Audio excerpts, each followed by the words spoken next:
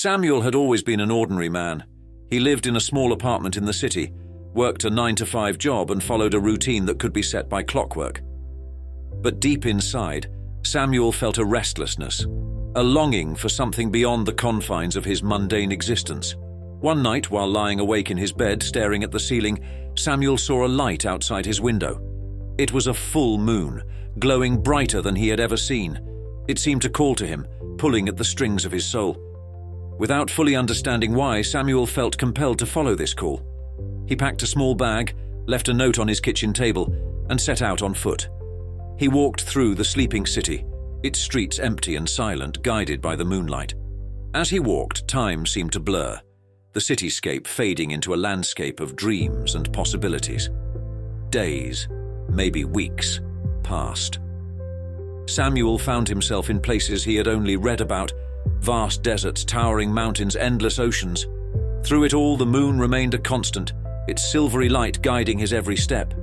He met people along the way, wise old men, wandering poets, and fellow seekers of truth, each imparting fragments of wisdom and pieces of their own stories.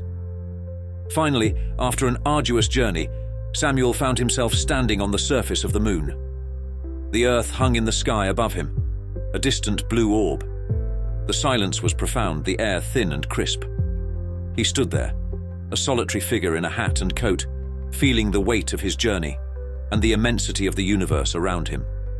Beside him stood a single arrow, its tip pointing skyward. Samuel looked at it and then at the vast expanse of stars. He felt a sense of smallness and grandeur all at once. The arrow seemed to whisper a truth that had eluded him all his life. The journey was never about the destination, but about the path itself. As Samuel stood there, memories of his travels flooded back. He remembered the laughter shared with strangers, the tears shed in moments of despair, the quiet nights under a canopy of stars. He realized that every step, every encounter had shaped him, had brought him closer to understanding himself. The moon, silent and serene, seemed to nod in agreement. It had been a mirror, reflecting Samuel's inner journey, his search for meaning. He smiled, a tear rolling down his cheek. He had come so far, only to find that the answers he sought were within him all along. With a deep breath, Samuel turned away from the arrow. He knew it was time to return, not to his old life, but to a new beginning. The moonlight illuminated his path as he began the descent back to earth, each step lighter, each breath freer. As he walked, he felt a sense of peace and clarity. The moon had given him the space to find himself, to listen to the whispers of his soul. Samuel knew that his journey was not over. It had only just begun.